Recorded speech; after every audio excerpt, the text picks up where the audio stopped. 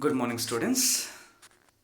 In the last video, we discussed about the first part of Harappan civilization. We mainly dealt with the origin of civilization, and then we moved to the introductory part of the Harappan civilization, and we mainly discussed about the various sources that give information about the Harappan civilization, like the Great Bath. We saw the characteristics, and then citadel area. We moved to seals, then the statues of both the bearded man and dancing girl. We discussed about Lothal, the dockyard, and then we also discussed about the script. So each one is very important in terms of exam, usually asked for 10 marks. In case such question appears, so first of all you write about the characteristic features and then most importantly mention how each one of them act as a source.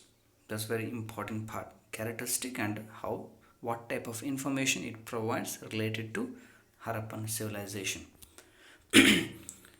So the next part that we are going to discuss in this video is about the theories of the origin of the civilization. There are various theories related to the origin. Debates are still going on. Some say they are rooted in Indian soil, some say no, they came from somewhere else, they are of foreign origin. So broadly there are two theories, one is of foreign origin and second is indigenous origin. So those who claim that this civilization is not of Indian soil but came from somewhere else say that this particular civilization is an offshoot of Mesopotamia. Okay, it's a branch of Mesopotamia.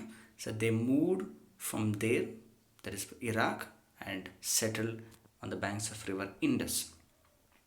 But there's a striking difference between the two civilizations in terms of culture and many things. So there are striking differences between the two civilizations. So it doesn't provide, it doesn't strengthen the theory.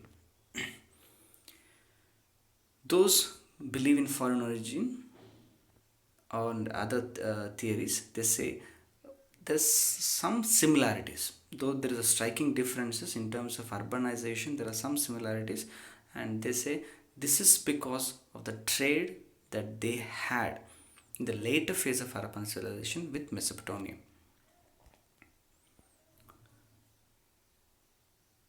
But however, this some archaeologists, some historians say that there was no trade at all in the early phase of Harappan civilization.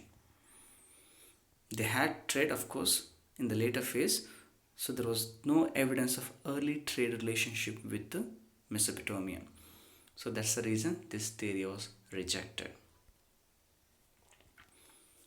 So majority of them, they believe in the second theory, that is of indigenous origin. They say this civilization was rooted in Indian soil.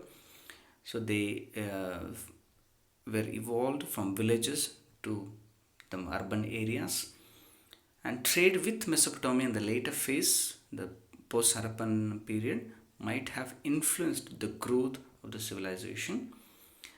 And then the evidence, the strong evidence that proves that this is of Indian origin or indigenous origin is there's a marked similarities between the pre-Harappan period and post-Harappan period, which is found in places like Kodiji, Ambri, Kalibangan in terms of greenery, defensive walls, trade, and so on. There's a similarities.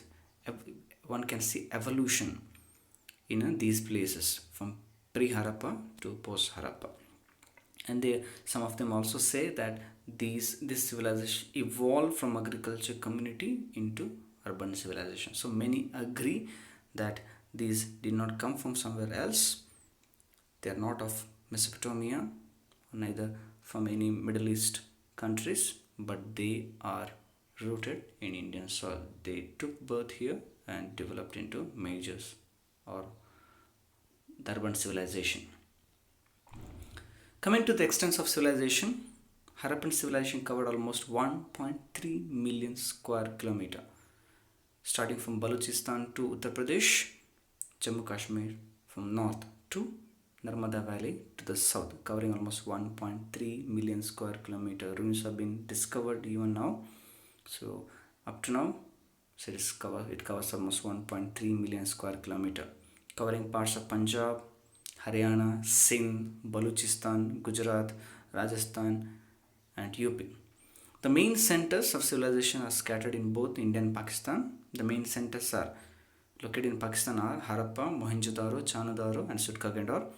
In India, Manda, Banawali, Kalibangan, Alamgirpur, Lothal, Rupar, Rangpur, and Dholavira. So these are the main centers of civilization located both in India and Pakistan.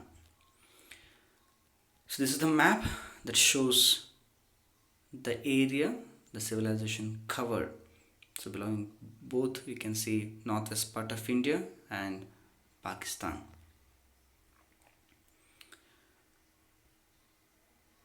So let's move to some of the common elements that is one can see between Harappa and Mohenjo-daro, between the cities.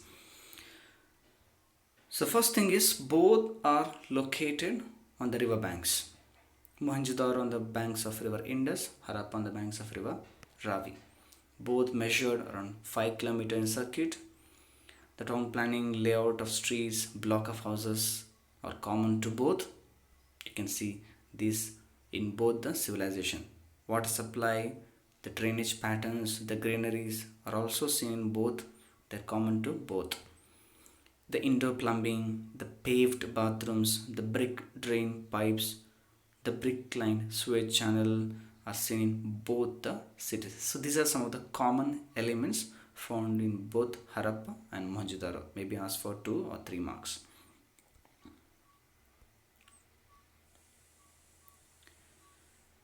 So the next part is urban planning. So some of the important urban areas of Harappa and Harappan civilization are Harappa, that is located in Montgomery district of Punjab, Mohenjo-daro, located in Larkana district of Sindh region, which are both located in Pakistan. Then Chanudaro, Lothal, Kalibangan, and Banawali. These are the urban areas belonging to Indus Valley civilization. These cities, when compared to other civilization, are slightly different. For example, Sumerian urban planning was different than us. Sumerians developed the cities in circular pattern. They built their houses keeping temple as a center and built houses around the temple in a circular pattern, whereas Indus Valley civilization in most of the cities, so they were built in a rectangular pattern. So what are the features? First of all, the whole city, the whole town or the urban region was divided into 2 parts. The citadel, there's a raised part, and the residential area lower down. So divided into 2 areas, the citadel and the residential area, and both were separated by a wall. The citadel area we have already discussed in the first part while discussing the sources. So it includes the important buildings like the Great Bath, the Greenery, the Assembly Hall, etc. Whereas the lower town includes the houses of common people. In both places, especially in the residential area, the streets followed a grid pattern, running north to south from east to west in straight line. The houses at street corner were rounded to allow the carts to pass easily. Each house was connected to the drain, which emptied the wastewater into street drain. They had a very well laid drainage pattern, and that too covered drainage system throughout their city.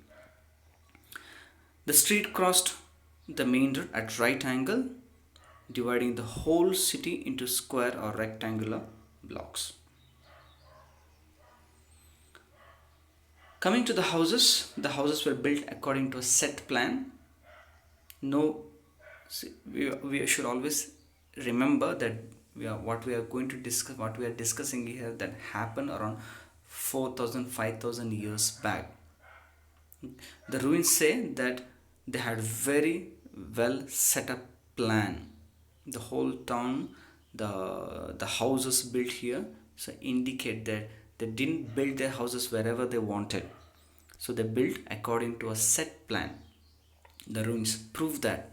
So this tells us how advanced, how urbanized they were compared to even some of the modern cities in India. So the houses were built according to a set plan on a high mound with a deep foundation to protect from floods, because this region was always affected by floods. Especially it affected the residential area, where the rich, that's the reason, preferred citadel area, the higher or raised area. The sizes varied. There are single room to palatial houses uh, having almost 12 rooms, which included courtyard, private wells, toilets, etc. Each house had covered drain that connected to street drain, and they were all covered with bricks. The entrance was from narrow lane. The kitchen is usually placed in the shelter corner because they used firewood. So usually seen at the corner in the courtyard. The ground floor usually contained storerooms and a well. The material used to build houses were bricks, wood, and maybe grass to cover. Each house had doors and windows, mainly to have light and air or ventilation, and usually that open on the side of the streets, not on the main roads. Coming to the monumental architecture, we have discussed about Great Bath earlier. So let's move to the next part, the greeneries. Many greeneries have been discovered across the cities, main cities in Mohenjo-daro, Harappa, Lothal, Kalibangan, and so on. It tells that they were urbanized, they had self-sufficient, they had surplus food, and so on, and they stored grains. So in this part, we are going to discuss about a greenery that is located in Harappa. We are not discussing about other greeneries, but located in one in Harappa. So the granary located in Harappa had two rows of 6 granaries each. To south of the granary, there was a circular brick platform, mainly meant for threshing grains. The proof is they have discovered the shafts of wheat and barley under gaps, crevices. There was also 2-roomed barracks that have been discovered, mainly meant for laborers. The granary is located in the river, on the banks of a river Ravi, and it had very good ventilation, mainly to prevent grains from becoming mildewed. So we'll stop here. Let's continue in the next video. Thank you.